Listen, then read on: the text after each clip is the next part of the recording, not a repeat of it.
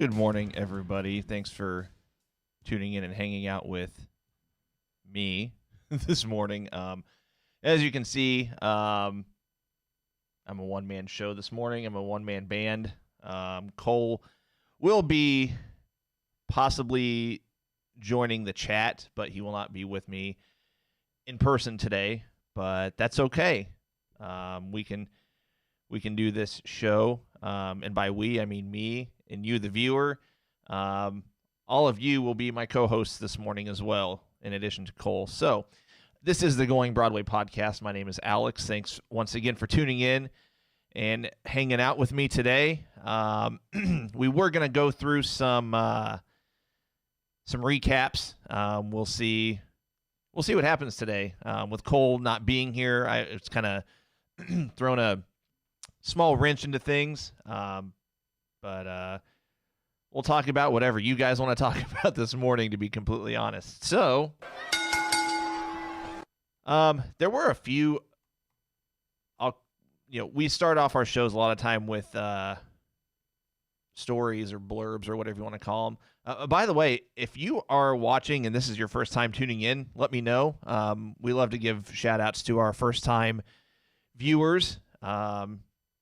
We're usually live every Monday and Thursday morning at 10 a.m. Eastern, 9 a.m. Central.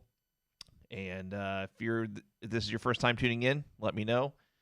So for those of you that checked out AEW Fighter Fest and or NXT Great American Bash, night 2 of both, we were treated to some pretty good wrestling, in my opinion. Some pretty good programming compared to the prior week. There are a lot of teases for different things on both programs, and one of those was a manager for Nyla Rose. So I saw an article this morning that could possibly be a spoiler for who she might be bringing in, but it was revealed by our good buddy, Dave Meltzer, who we all know and love, on his Wrestling Observer Radio, that it's likely that she will have a female manager. He proposed that Vicky Guerrero will take Nyla Rose's manager spot. It would just make sense because Vicky is good on the mic. And she's probably not going back to WWE anytime soon. We've seen her in the crowd for, their live Dynamite shows or the Dynamite tapings, depending on if they're live or taped or not. But who knows? Don't be surprised if Vicky Guerrero ends up being the manager for Nyla Rose. Cole says, "Good morning, folks. Joining from my bed as I guess I turned my alarm off." Stop turning your alarm off. I love Brody's comment. "Morning, Cole. Welcome to the fan section." That's right. By the way, I'm sorry, guys. I forgot to tell you all good morning individually, as I like to do sometimes. Brody, good morning. Hey, Robin. John, good morning. Kyle St. Clair, good morning. The winner of our belt raffles. Steven, we will talk about the FTW belt a little bit. The thing with the FTW belt is I wasn't an ECW viewer back in the day. I know the premise behind it, but at the same time, there's just the reveal wasn't as big of a deal from a storyline standpoint for me as it was others. Now, from a belt perspective, it's another belt that's on TV. A lot of us that watch wrestling are belt marks, and we like we like the wrestling belts. So it was cool, them bringing that back. So Michael, good morning. We will talk about Keith Lee. Steve also says FTW belt is back. Steven says Medusa, Ivory, or Jazz. Interesting. They could bring someone in brand new. I mean, it wouldn't surprise me. Brody, I agree. The Wednesday Night War is really heating up, especially after last night. Philip, good morning. Cole says, so does this mean I can win prizes and belts? I'll tell you what, Cole, if we do something today, I'm not going to say if or when we'll do something as far as if we do a giveaway today or not. But you're in the fan section, so you're going to have to wait and find out like everybody else. John Mathis, Keith Lee double champ. Yes, he is. Mine Kurban Ali, good evening. Thank you for tuning in. Let's see. What else did I want to bring up? Okay. So if I can get this open, I apologize. My computer wants to be slow. I don't think it's the internet here. I think it's just my outdated laptop. Anyway, so apparently AEW is, we've talked about it on the show before, AEW really likes to milk it, so to speak, when it comes to building storylines, building feuds, and they're good about making sure that the payoff in the end, it was worth the wait, it was worth the build. And so they're really, really, really milking the FTR Young Bucks storyline. By the way, I've got my FTR shirt on this morning. I'm actually rocking a fairly new-ish shirt compared to a lot of the old school shirts I wear. But anyway,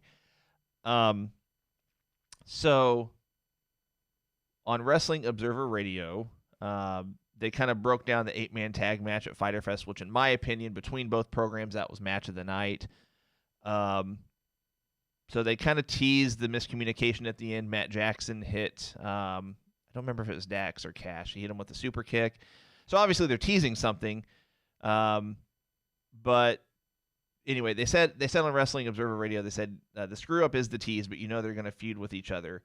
But they're going to do this really slow because I guess they can't have this thing peak until mid-August, and we're only in July, so we got to build if it's going to be in September at the All Out pay-per-view, and I think it will be. And I agree. I've said that on previous shows that I think they're saving this match for one of AEW's what I'll call I was going to say their big 4 pay-per-views. Really, it's their only 4. I think they only have 4 pay-per-views, which is fine. I mean, I won't get off on this tangent, but I'm all for them having a pay-per-view once every 2 or 3 months as opposed to the once-a-month format that WWE has. I mean, that's just my opinion. But the story says there are a lot of unanswered questions between now and September. The coronavirus is not losing steam. So that could change things up. I'm still hoping we have live crowds sometime next month. Everything I'm seeing / reading is pointing that they being AEW, WWE, etc., are still shooting for mid to late August. Now, it was revealed that SummerSlam will likely still be at the Performance Center, and I think that's only because, and I know I'm kind of going from story to story and going off on tangents, but I think with SummerSlam they are purposely having it at the Performance Center because they can't have it the way they want it. Just like for WrestleMania, they can't have if they can't have the spectacle, they don't want to have fans, period. I mean, that's just one person's opinion. I'm not sure if that's really the case or not. But I'm going to switch over to your guys' comments and see what you have to say. Cole says he bought a ticket.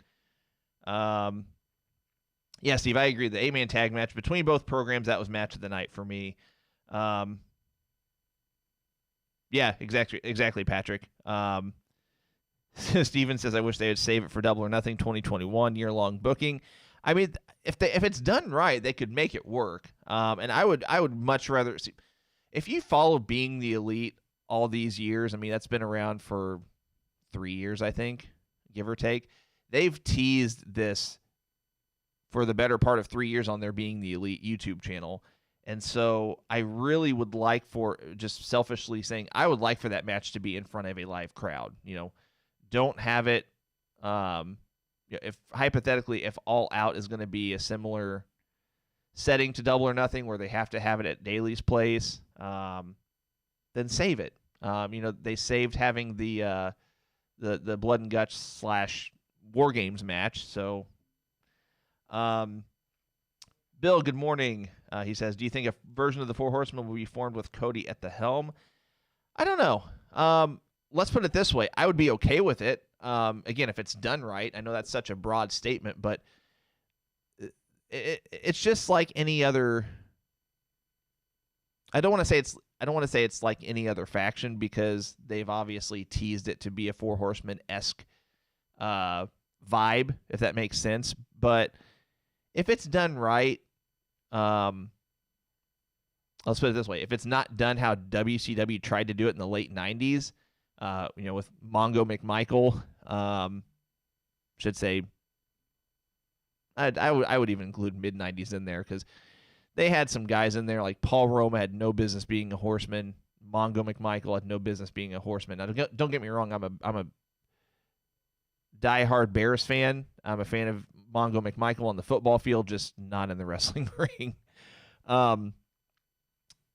They had some incarnations of the Horsemen that I was okay with. When they had Flair, Anderson, and Pillman, Benoit. I was okay with Malenko as a Horseman. Guys like that. So if they do something with, maybe a Cody heel turn on the Elite, bringing in the FTR feud as well, maybe have FTR join.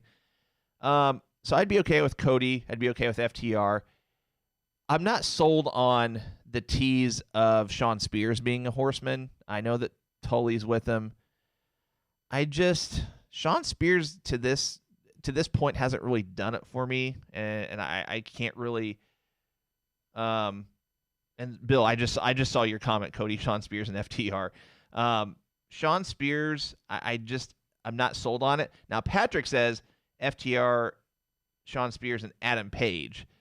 I'd be okay with. Let's put it this way: I'd be okay with Cody, FTR, and Adam Page. I like that. I like that as a faction. So we'll see. Andrew says the last good Horseman was Pillman, Anderson, Flair, and Redacted. I love it.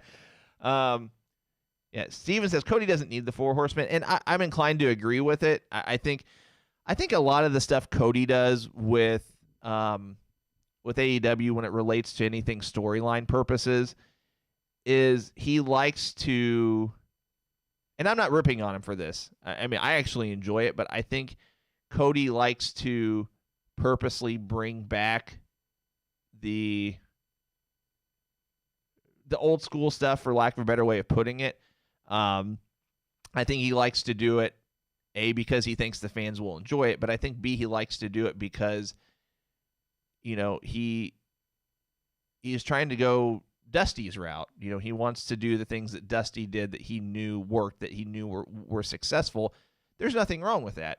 I mean, there was a discussion in a Facebook group I'm in that basically said that, well, AEW is copying WWE, WWE is copying AEW, and everybody's copying everybody. The fact of the matter is there is very little in the world of wrestling today that is 100% original, just because it's all been done.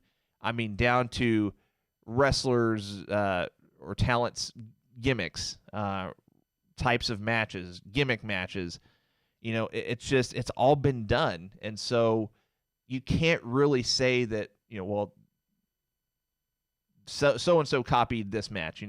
So the particular thread was the eye for an eye thing, with the Seth Rollins and Rey Mysterio storyline. The argument going back and forth was, well, eye for an eye they stole from the Moxley and I think it was Ortiz match they had on Dynamite a few months ago. Well, then somebody piped in and said, well, they actually took this eye for an eye thing, from, I don't know, somewhere else. And it inevitably went back to, they did a storyline in WWF in the early 90s with Rick Martel and Jake Roberts. And sorry, guys, I'm not being animated enough. If this is your first time tuning in, these lights are motion activated, so they might go out on occasion. But then someone piped in and said, well, the Double or Nothing ladder match was a ripoff of Money in the Bank, but Jericho came up with Money in the Bank, so really it's just a big back and forth unnecessary argument because nothing in the world of wrestling is original. But that's okay because it's all been done. What do you guys have to say? Danny, good morning. Steve says Pentagon and Phoenix was amazing, like always. Agreed. That I will say I think the Canadian Destroyer is, although I love the move, don't get me wrong, I think it's overdone nowadays, but that Canadian Destroyer that Phoenix pulled off onto the guys on the outside, that was a sick spot. John says, can't wait for Mox versus Cage. Steven says, FTR, MJF, and Kenny heel turn. I'll tell you what, guys, I've been underwhelmed with Kenny Omega and AEW this far. I mean, I still, depending on the day, I'll still say Kenny Omega is my current favorite pro wrestler, but he needs to go back to being the cleaner. And they actually kind of teased that on being the elite this past week, so I'm intrigued if they go anywhere with it or if it was just a bit that they did and they're just not going to do anything else with it. I would enjoy a Kenny Omega heel turn. I mean, if it leads to him being, again, having that cleaner gimmick. Andrew says Spears has to be involved at the start because of Tully, but eventually they can toss him. See, my thought on this is if they go the route of, and they don't have to call it the Four Horsemen. I actually hope they don't call it that. In fact, I don't know if WWE might own the copyright or the trademark for that. I don't even know if they could use that, but whoever they have as the four, I think the four need to stick for a while. Whenever you say they toss him, they'd have to. I'd really like for them to run with that for a year or two before they decide to make any changes to it. Bill Ryan says Rhodes and Horseman would be cool. Andrew says a Rhodes and the Horseman feels weird to me, like Heenan managing Hogan. Hey, I see where you're coming from, but before Hogan's heel turn and him joining the NWO, we all thought Hogan being a heel would be weird. And you see what happened with that. So, Bill says, New Horsemen, FTR, Shawn Spears, and Adam Page have Arn turn on Cody like they did Dusty. Yeah, I think if they're going to do this, they're going to have it akin to the old school days whenever, the Horsemen would beat down on Dusty. They would have a shock factor. Mr. Ryan, how's it going? Cole says he likes Cody, Ricky Starks, and FTR. I'd have to see more of Ricky Starks before I would put my stamp on that. Cole says have Tully turn on Spears in a program with Starks and turn Spears' face and use it to get him over. I mean, it could work, but they did just give Shawn Spears this gimmick with the whole the glove and the there's a word I'm looking for and it's not coming to me, but essentially stuffing the glove and can't think of the word. It's all right. Mr. Right, I'm so sore. Was it leg day? Kunu Lewis, what was that belt that Brian Cage added? So that was the FTW belt. That was a belt that Taz introduced back in the day in ECW. You guys that are more familiar with ECW, you can kind of help me out here and help Kunu. I apologize if I'm mispronouncing your name. With the backstory on it, I know it had to do with Taz wasn't he either wasn't getting ECW title shots or it was some kind of I thought it was some kind of authority storyline where he wasn't getting the opportunities or something like that, so he basically came up with his own belt or something of that nature. DJ Jesse Lee. Okay, obviously the librarian will be a horseman.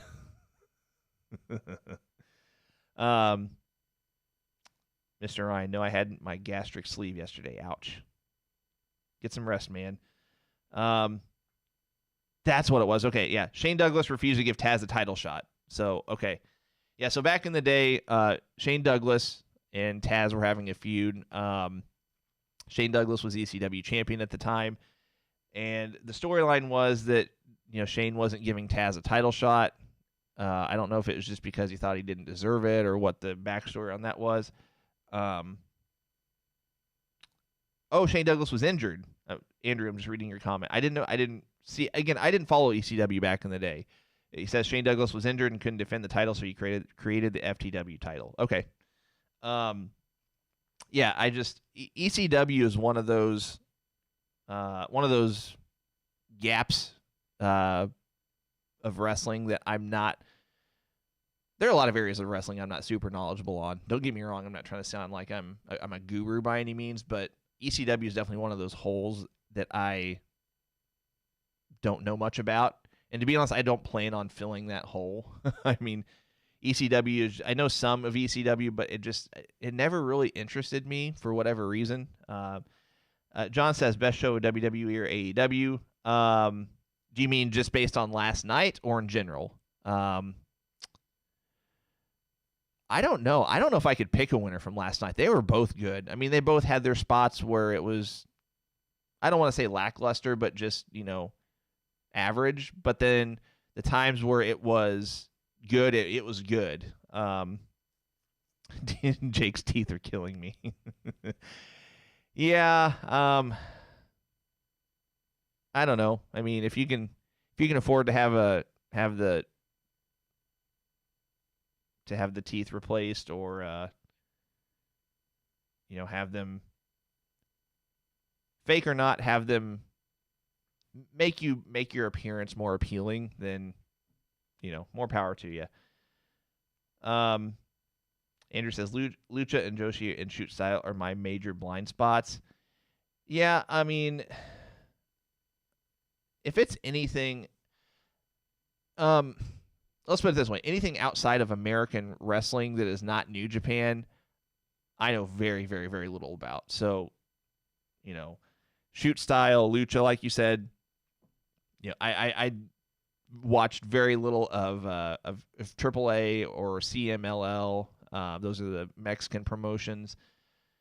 I mean, besides New Japan, I don't watch anything that's not American wrestling. So that's just me. We got a few more people jumping on. If you're just tuning in, thanks for popping in and hanging out for a while. As you can see, I'm a one-man show this morning. Cole hopefully will be back on Monday morning at 10 a.m. Eastern, 9 a.m. Central. Let's see, what else do we got to talk about? Oh, sorry again. Sorry about these lights.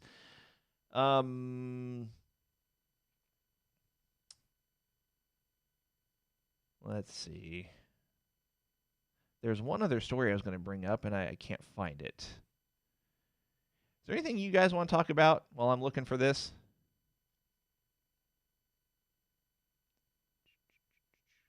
Again, I'm kind of thrown for a loop being a one-host show this morning. Usually this would be a point where I would tell Cole to talk himself a little bit. Come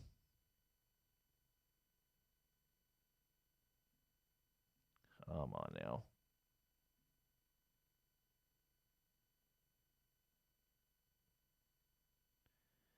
Anyway, I can't find it, so I'm going to pop back over to the chat and see what you guys have to say.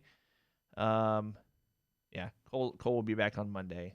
As long as he doesn't turn his alarm off, Brody, that is correct. DJ Jesse Lee says, Tessa. We've talked about Tessa a little bit. I think inevitably she'll wind up in WWE. I think it's just going to come down to I think WWE is just going to offer her more money, and I don't even know if AEW wants to touch her, just with the history and things like that. Steven says, thoughts on the new U.S. title design? Great suggestion. So, whenever it was first revealed, so I have a Facebook chat with Cole and Austin, a buddy of ours. Austin was part of our watch party that we had for the WWE pay-per-view that we watched a month or two ago. But I told him I didn't hate it, but the more I look at it, the more I'm just like, you know what? This is probably WWE's best-looking belt that they have at the moment. Maybe with a couple of exceptions. I mean, I'm still a fan of the NXT UK belts. I think those are the best-looking belts WWE has at the moment. And to be honest, in my opinion, it's not even close. I'm a fan of the WWE women's tag belts. I think that it's got a unique shape and look to it. The white strap with the dual plating I think is cool. But the new US belt, I mean, it's in my top 3 that they have currently. I read somewhere that someone says that that basically if you take the NXT tag belt, the shape is similar, and it is. But I mean that's just me. DJ says, "Who do you think will be Nyla's manager?" I mentioned that earlier in the show that it's possibly a spoiler that it'll be Vicky Guerrero. And before I read that article, I didn't have a thought on that. I mean, there are some suggestions earlier, but if it's not Vicky Guerrero, they'll probably have to bring someone in. I know someone mentioned earlier Medusa, Jazz. I'm gonna go back to the comment because I don't remember. Medusa, Ivory, or Jazz. I have a hard time seeing it would be any of those, but I could be surprised. I mean, who knows? Vicky Guerrero seems like a logical choice to me. So, I mean, given her situation with, she's not going back to WWE. She's kind of been blackballed, so to speak, because she's, made association with AEW. She's been on their programming. So, Andrew says, what WCW pay-per-view name would you like to see brought back? Well, Brody says Halloween Havoc needs to return. So if you guys noticed, our countdown to start the show, we changed the track on it. That's actually the old school Super Brawl 1 theme. I would actually be okay with bringing back Super Brawl. I don't know. It's kind of hard to say only because I don't know what they could bring back that WWE doesn't own the rights to. I actually read that, I want to say it was a week ago or so, that WWE actually copyrighted or trademarked or purchased the rights to or whatever the Wrestle War name.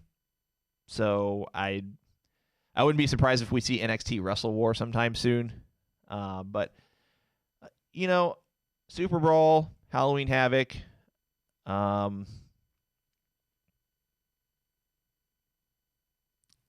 I don't want to say Fall Brawl because that just, I don't know. Fall Brawl to me always seemed like it took the spot of Wrestle War because they moved the War Games matches to Fall Brawl, and it just, I don't know. It didn't feel the same. But at the same time, if you go back further than that, War Games used to be on the Great American Bash. So, Philip says the new U.S. title is bad. Yeah, I mean, I can see why people don't like it. I mean, it's one of those things. It's when it comes to belts, it's all about taste, and there are changes that I would make to it. One of those being, Andrew says in the next comment, the star should have been blue.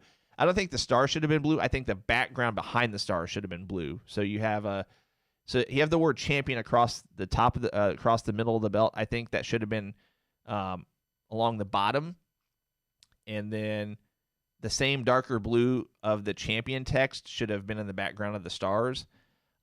Maybe even put it on a dark blue strap. Just a few changes, but even with as it is now, probably by default, it's in my top 3 favorites of that WWE has, only because I hate the giant network logo that they use for the WWE and Universal titles. I hate the women's titles on SmackDown and Raw. I'm not a fan of the tag belts on Raw or SmackDown. Now, if we're including, I guess I have to include NXT in this because I mentioned NXT UK. I like any of the NXT titles. I like. I mean, the North American title has a classy look to it. The NXT men's and women's belts I like. Even the NXT tags are okay. Steven says, I heard WWE is returning Halloween Havoc this year as an NXT special. I wouldn't be surprised. Andrew says NXT UK, is it still a thing? As of now, yes. But we'll see if that happens. Derek Scott says the new IC title and US designs are trash. They look too common. I will agree with the IC belt. That does need some changes to it. It really just needs to need to add a little bit of blue to the title on the globes so it's not so plain. The U.S. title, I wouldn't. Trash is such a strong word. The IC belt is borderline trash. I'll agree with you there. The U.S. title, I wouldn't say is trash. And again, I respect your opinion. I respect everyone else's opinion. If you don't like it, you don't like it. I don't think it's bad. Let's put it this way. I think it could have been much worse than what it was. Sorry, guys. Brody says of the new modern designs, the U.S. title is the best. I don't know if it's the best, but it's up there. Justin says, with the new U.S. belt look, does this mean possibly a new look for the WWE Championship? Can't have the U.S. belt looking better than the main belt. So here's what I've heard. As far as belt changes, I've only heard that the SmackDown tags and the NXT men's belt are going to have, they're rumored to be updated soon. I mean, that's all I've heard so far. So we'll see. Steven says you should design the Going Broadway podcast belt you and Cole could battle for. The battle could be pay-per-view predictions. It's in the works, but it's not going to be battled for. That is something that is going to be sitting in my office. I'll bring it on the podcast just to kind of show off, but that's it. It's selfishly going to be mine and stay mine. So, Derek says Tegan versus Io. I've said it on a previous show. I'm a little underwhelmed by that match. I think just the timing of it seems awkward. I mean, it would shock me if Tegan Nox wins the NXT Women's title. Let's just put it that way. DA61934 says there was word that they had new SmackDown tag team belts that they were supposed to bring out after WrestleMania. Have you heard anything about this? I've heard that those have actually been finished, like they've been made and finished and just been sitting in a warehouse or in a storage locker somewhere since after WrestleMania 35. That they've just not brought him in for whatever reason. If you research social media, this new U.S. title has been done since last December. Again, it's just been sitting around waiting for a time to debut. And I actually said, if you go back and watch one of our podcasts from March or April, I actually said, if they debut a new U.S. title, it'll be around the 4th of July. And sure enough. Phil Kaiser says World War III. I wasn't a big World War III guy. I like the concept, the Battle Royal style, but I don't know. The three ring thing was an interesting concept, and it's not been done since. So, maybe. Phil says NXT tag team belts are a really good design. Yeah, I mean they're okay. They just. I'd be okay with the new NXT tag belt design. I just feel like the rest of the NXT titles stand out. The NXT UK tag belts, those are easily my favorite that WWE or NXT has. I mean, it's not even close. Cole says, I will pin you anytime, anywhere. Be a real champ and put it on the line in a blindfolded extreme pitch black hot dog step ladder match. That's all right. I'm good. It'll sit on my office. I don't want to get hot dog residue on it. You guys know what I'm talking about? Like if you've grilled a hot dog and then you put them on a plate and then you try to take it off the plate and there's just like this film on it. That's what I'm talking about. Steven says World War III could be really cool. Have one ring Raw, one ring SmackDown, and one ring NXT. Yeah, I mean that's not a bad idea. But I think we were going along the lines of AEW pay-per-views, WCW pay-per-views that AEW would reuse. But I could very easily see that being a concept that WWE uses. So who knows? Okay, guys, let's get to our recaps real quick. I did have the opportunity to watch both last night. Let's tackle Great American Bash first. I gotta get back to it here. So, night 2. So we had. Oh, by the way, of the matches that were announced ahead of time. I think it's a coincidence that Cole isn't here because I actually won the night as far as predictions go. We both had the same predictions for NXT Great American Bash, but if I remember correctly, I got all the matches last night correct for AEW, and I think Cole got 2 of them wrong. But anyway, so we had Candice LeRae, and I'm actually going to kind of go through these a little quick. If you guys have anything specific you want to mention for any of these matches, pipe in if you wish. So Candice LeRae defeated Mia Yim in a street fight. I'm surprised how much time they gave this match. This match went almost 16 minutes. I thought it was as I mentioned earlier, at any given point throughout the night for both NXT or AEW, both had their moments that, again, they weren't lackluster, but just average. And then throughout the night, if like the matches were good or if any segment was good, it was really good. This is one of those where I thought it was really good, in my opinion. Candice LeRae got the win. Yeah, Cole said it was a great match. I agree. I mean, I thought this was surprisingly good. I mean, I didn't expect it to be bad, but I wasn't expecting it to be this. So then we have Bronson Reed defeating Tony Nese. I don't remember how far in advance that this was announced ahead of time, if it was at all. Wasn't surprised by the result. Bronson Reed gets the win over Tony Nese. This match went a little over 5 minutes. We had Johnny Gargano going over Isaiah Swerve Scott, previously known as Shane Strickland. If you watched him at all in MLW or Lucha Underground, I think he went by Shane Strickland in Lucha Underground. Yeah, he did. Okay.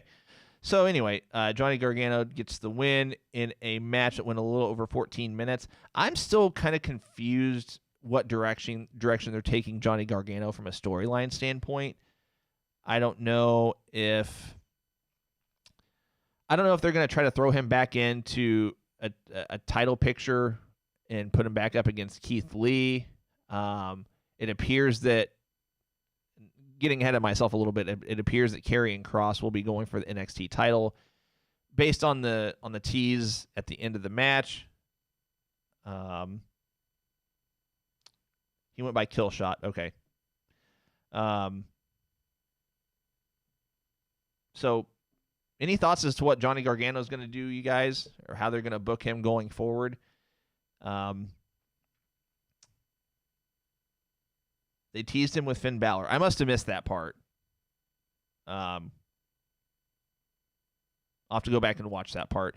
There was about a 10 or 15 minute and 10-minute period where I had to step away from the action, so to speak. So I guess I missed that part.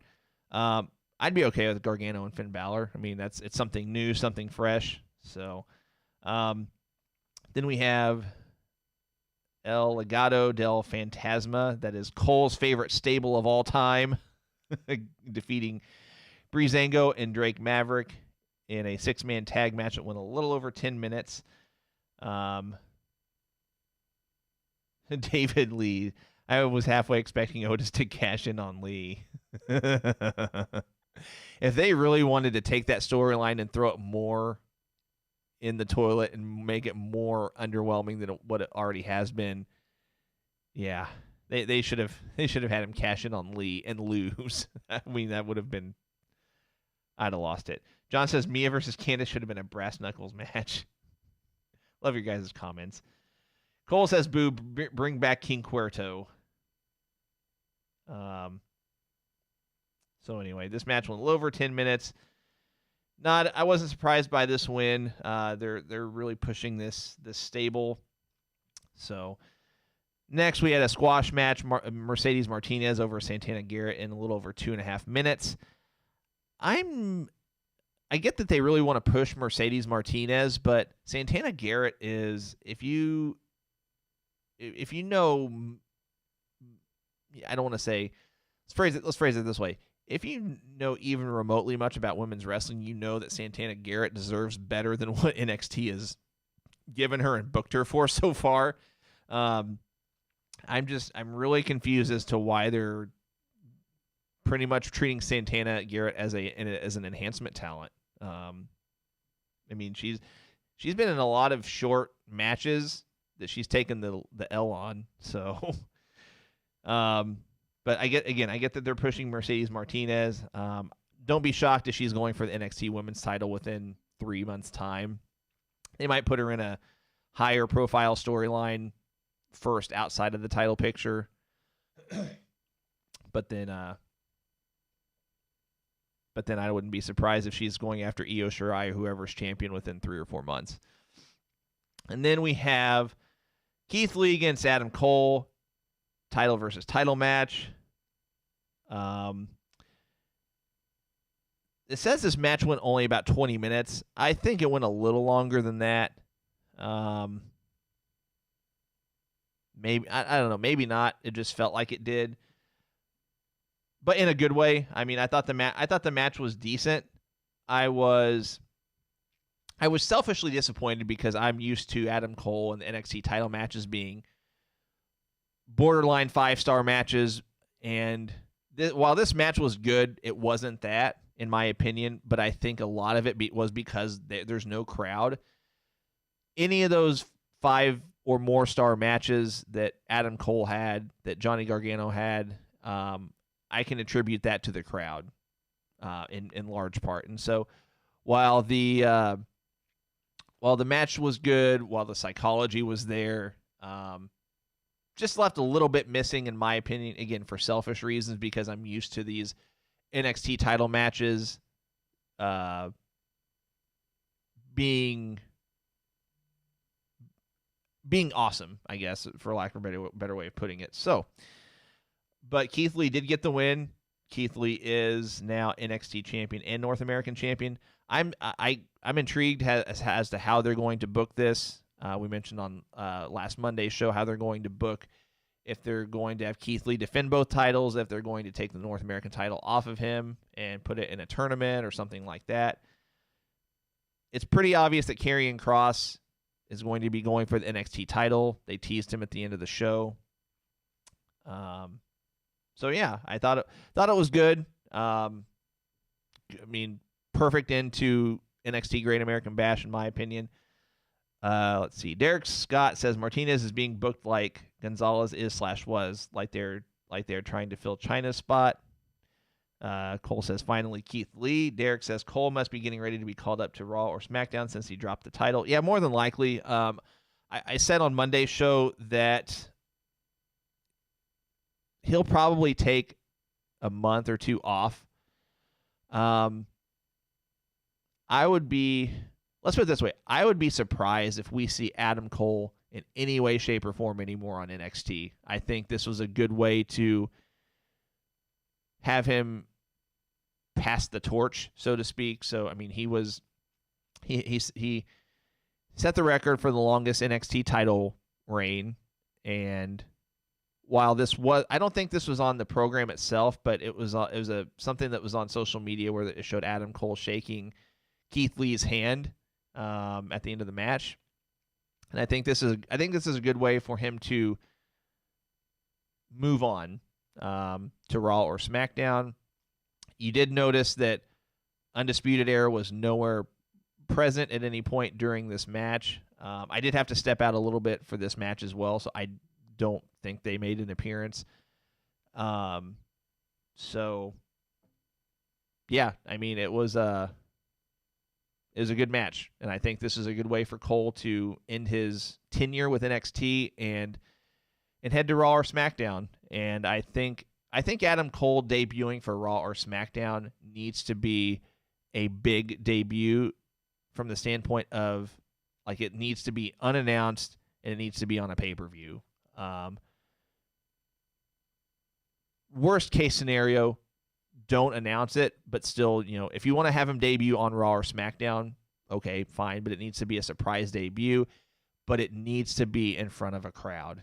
I feel like I feel like guys like Adam Cole in his situation, like he deserves to have that moment to where whenever he debuts on Raw or SmackDown or a pay-per-view or whatever, he deserves to have that moment with a crowd.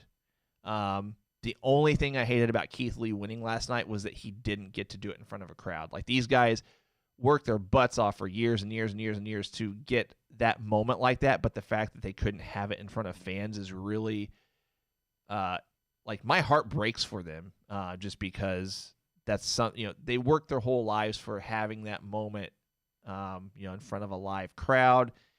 And, while I'm sure it was still awesome, I mean, I'm sure it's still the pinnacle of Keith Lee's career at this point, to this point. The fact that it wasn't a live crowd, sans the NXT people behind the plexiglass. I think you need to save Adam Cole's debut for a crowd. Cole says that backflip from Keith, that from Lee, was sick. There were some sick spots in that match. The backflip, the Canadian Destroyer that he pulled off. I thought for sure whenever Cole came off that second rope that he was going to block it, but was like shocked that they tried to do that, because you got to think, if you're 300 plus pounds and you go into a backflip but you land on your head and neck, like, that could, you got to do that spot right, or that could easily end your career. The clothesline that Adam Cole took from Keith Lee and landed on his neck and his shoulder, I thought for sure that Adam Cole was injured in that spot, and who knows, he may have been. I don't really know, but Cole said it was match of the night for him. Yeah, I agree. At least on NXT, I still think the 8-man tag match was match of the night between either program for me personally. John says Karrion versus Lee. We're gonna get that. Gary says, in my slow return to wrestling fandom, I'm more of an AEW guy, but Keith Lee is my favorite wrestler. Yeah, 100% agreed. So let's see. All right, let's hop over to AEW Fighter Fest. Now, we already mentioned the FTW belt that was brought back, so we won't go into that. We'll just cover the matches real quick here. Let's see.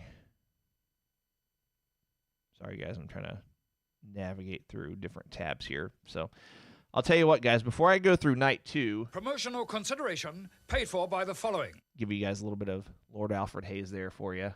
I want to let you guys know that you can check out the Going Broadway podcast. We have live shows every Monday and every Thursday at 10 a.m. Eastern, 9 a.m. Central. Usually it is a two-man show. Usually Cole is here. He'll be back on Monday. You can check us out on Facebook or YouTube. We are live simultaneously, again, 10 a.m. Eastern, 9 a.m. Central, every Monday and every Thursday morning. Sorry, guys. You can also follow us on Twitter and Instagram. The social media information is at the bottom of our screen. So under me is our YouTube link. You can check out goingbroadwaypodcast.com/YouTube.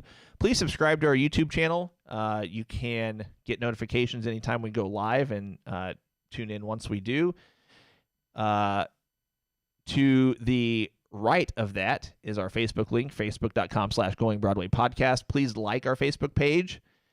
Our Twitter and Instagram handles both are at BRDWI pod. So please follow us on Twitter and Instagram. If you do all four of those, you're guaranteed to be entered into any and all future giveaways, announced giveaways, I should say. Our next one, we are doing a 3-belt giveaway once we get to 5,000 Facebook likes and 1,000 Twitter followers. So we still got a ways to go. But if you do all 4, again, you're going to get 4 entries into our next drawing. So also scrolling at the bottom of the screen, right now it says subscribe to our YouTube channel. The next thing it says we are also on Patreon currently. You can check us out at patreon.com/goingbroadwaypodcast. We have 4 different paid tiers that you can choose from if you'd like to become a patron of our show. Each tier has its own perks and benefits, including but not limited to additional free entries in all of our giveaways going forward, discounted merch purchases, as well as free merch as well. So I want to show you the shirts that we have here. Just 1 second here. Got to bring this back up here. So these are our current shirts, Alex Cole Bebe. It's pretty obvious what this is a parody of. But if you're interested in any of these T-shirts, the T-shirts are $25 shipped plus applicable taxes. The hoodies are $50 shipped plus applicable plus applicable taxes. Now that is just for sizes small through extra large. Any sizes double X or above will incur an additional charge. So if you're interested in purchasing any of these, you can contact us through our Going Broadway podcast Facebook page. You can contact me through my personal Facebook page. My name is Alex Garrett. You can contact us in either of those ways, shape, or forms. And yeah, again, $25 shipped for a T-shirt plus applicable taxes, $50 shipped plus applicable taxes for a hoodie. For sizes small through extra large, sizes double X or bigger will incur an additional charge. So, all right. Brian says, will it be Cross and Lee for the NXT title or North American? I gotta say it's going to be an NXT title. The North American, I wouldn't be surprised if he defends both, but I think the NXT title, I think they're really pushing Karrion Kross. Literally just a beeline immediately for the NXT title. I think they're pushing him hard for that, and that's the route I think they're going to go. Michael says that Triple Crown will be mine. I love the confidence. Steven says time to pay the bills. I'm not sure what you mean by that. But anyway, let's go through Fyter Fest, and then I think we're going to call it a show here in about 10 minutes or so. So they start off the card with the AEW World Tag Title match. Kenny Omega and Adam Page got the win over Private Party. As soon as they came out for the match, showing, because they're starting off the card with this match, I almost knew immediately that there's not going to be a title change here. If it were later in the card, maybe I was more inclined to think that there might be a possibility that they would have done a title change, but I don't see them opening the show with a title change. But this match went a little over 11 minutes. I definitely thought it was better than the tag match from last week with Best Friends. So just 1 second, guys.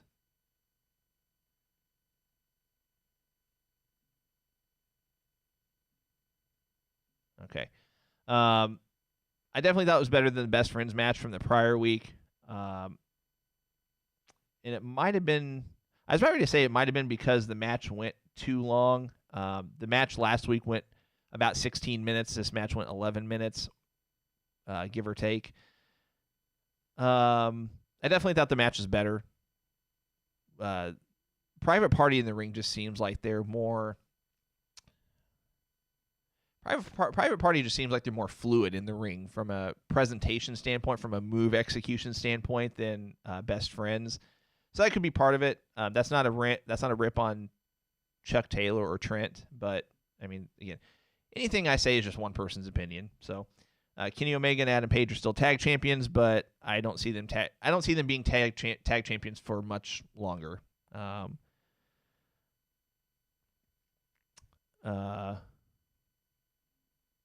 Richie Adam Cooper says, when is the U.S. belt draw? That was actually last night, and our winner was Kyle St. Clair. Steven says, has Cole re-signed with WWE, or is his contract up? I've heard that he has re-signed, and that he actually re-signed months ago. Brian Griffin says, I think it's a mistake to push for the NXT title. Let the WWE fans get to know Cross at the North American level. Yeah, I see where you're coming from. I'm on the fence about that. Who knows? I mean, they might do both belts. I mean, I don't know. I feel a real tag team needs to hold the belts. Steven says, "Yeah, I agree. I think you need to put it. I think the next champions either need to be Lucha Bros or FTR, one of the two." Steve says, "What do you think of Dark Order Colt Cabana?" So far, I'm okay with it. I don't feel like that they're pushing it too hard. I still think they're kind of integrating Colt's current character, the kind of the comedic sense. I think they're making it work. So, all right, next match we had Lance Archer defeating Joey Janela. I'm surprised they gave this match as much time as they did. It went almost actually went over 11 minutes. Not a surprise that Lance Archer got the win. Joey Janela did get some offense in. But at no point did it seem like Joey Janela was at no point did it seem like Lance Archer was in any danger of taking the loss. The next match, so we had Butcher and Blade and Lucha Bros against FTR and the Bucks. Again, I felt like this was match of the night for me. I wish they actually would have given it more time than they did. A lot of great spots in this match. Of course, they teased the dissension with FTR and the Bucks at the end where Matt Jackson, I forgot which one he super kicked. I don't remember if it was Dax or Cash, but he super kicks one of them, and Matt Jackson took the pin. And I was going to say something and I drew a blank.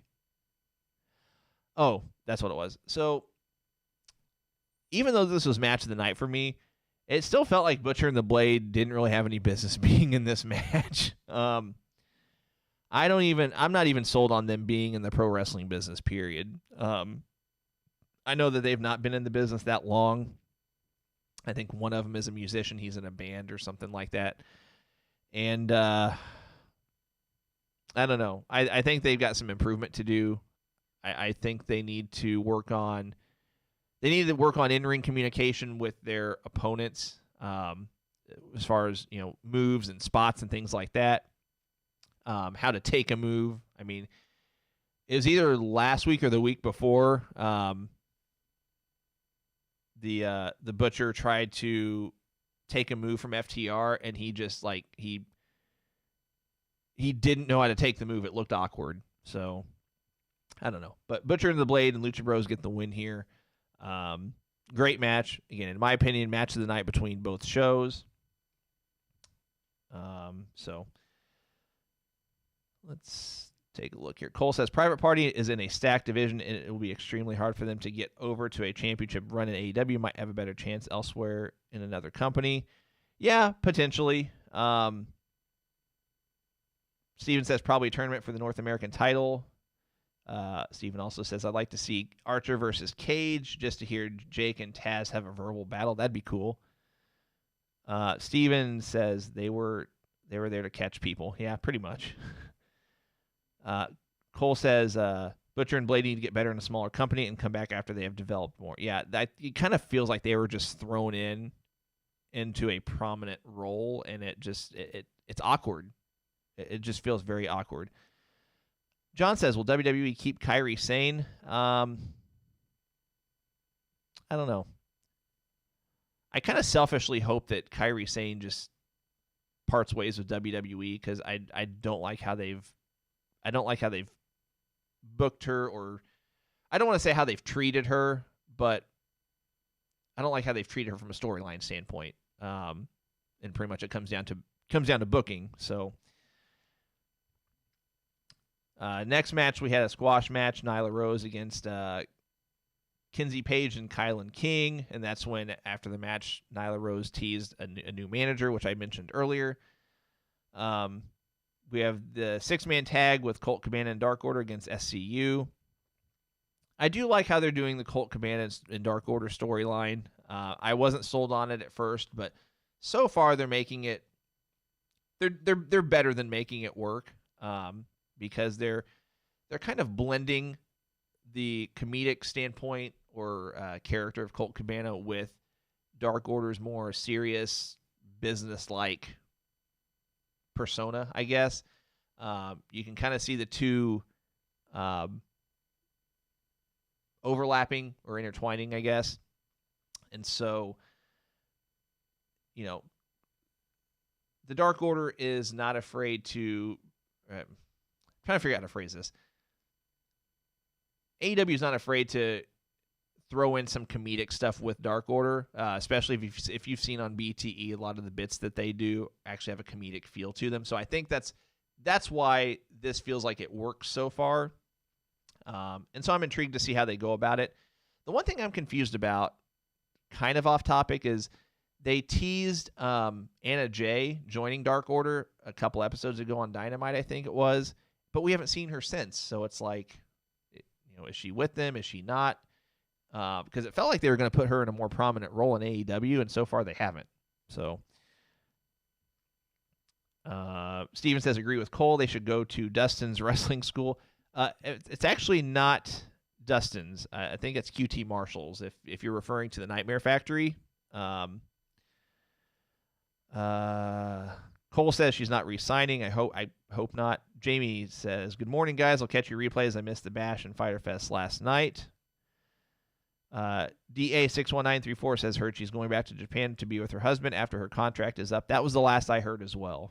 So, and then we have Jericho against Orange Cassidy. This match actually went quite a while. I wish they would have given some of the time from this match and given it to the 8-man tag match, but nonetheless, this match was still surprisingly entertaining. This match went right at 18 minutes. Jericho did get the win over Orange Cassidy, but I love how they did the Orange Cassidy's lazy super kicks or whatever, but then he actually super kicked Jericho. That's one of those moments that, like, it was a how do I want to phrase this? This was kind of like an Easter egg type storyline build, because at some point you knew Orange Cassidy in a match is going to have to throw a real super kick. So whenever he actually did, I was like it made me jump as I'm sitting on my couch, and I'm like, because I expected it to just be the short little tap with the foot to the ankle or the shin of Jericho, but whenever he busted out the super kick, I was like, wow. So I thought that was cool. But Jericho gets the win. I went 6 for 6 on Fyter Fest. I think Cole went 4 for 6, so I got the win last night with the predictions. Steven says that StarCast 2 Destin talked about opening up his own wrestling school. Yeah, he might have one. I just didn't know if you were referring to the one that AEW kind of indirectly uses, at least during the COVID times or whatever. So that was pretty much the recaps, guys. I want to end the show with something that's been overdue, and I appreciate you guys tuning in, by the way, and for hanging out with me for an hour. Normally our shows go closer to an hour and a half, give or take. Some are longer, some are shorter. This is going to be on the shorter side because I'm flying solo this morning and having to do all the talking. Nonetheless, even doing these by myself, I think it's still a blast, and I enjoy talking with you guys and hanging out. It's a lot of fun for us, and something that is a lot of fun is doing these Hall of Fame inductions whenever you guys vote. And our Hall of Fame winner for the month of, and actually this is kind of overdue, the Hall of Fame winner for June was Roddy Piper. Just when they think they got the answers, I change the questions. So congratulations to the late, great Roddy Piper for being our next inductee into the monthly Going Broadway Podcast Hall of Fame. And at some point in the next week or so, I'll probably throw up another post on our Facebook page asking you guys for your suggestions for who you'd like to see as our next inductee for the month of July. was gonna say something. Man, I've been blanking a lot today, guys. It's funny how your mind just goes blank whenever you're doing something yourself versus if you have somebody here with you. So yeah. Usually whenever we have a 2-man show going here, this goes a lot smoother and there's not as much dead air time, which, I've said before, I hate dead air time. I think it just feels awkward, but nonetheless. Cole, we're not taking suggestions just yet. You got to wait till the post goes up and then you can suggest John Cena. So, Steven says something about free giveaway. Yeah, we're not going to do a free giveaway today, guys. So, if you were, Steven says who's in the Hall of Fame now. So far we've got 4. We've got Ric Flair, Dusty Rhodes, Randy Savage, and Roddy Piper. So, David C. Lee just says, just remember, I'm calling Otis cashing in. It's going to happen. It's happening. Yeah, he's going to cash in at some point. I mean, by definition, you're right. So anyway, I appreciate you guys tuning in. And if any of you are interested, I mentioned that so we are going to be doing belt raffles on occasion now on our page. I'm actually going to be throwing one up not too long after this podcast goes off the air. So give me till probably about, I'd say 11:30 a.m. Eastern, 10:30 a.m. Central to get that put up. So you can participate in that. It is a paid raffle, so you'll have to it's not a free raffle, I should say. So yeah, thanks again, guys, for tuning in. I appreciate it. It's always a lot of fun, even if I'm doing it by myself. We'll be back Monday. Both of us will be here 10 a.m. Eastern, 9 a.m. Central on Monday morning. We'll catch you then. And so, goodbye. And good night. Bang!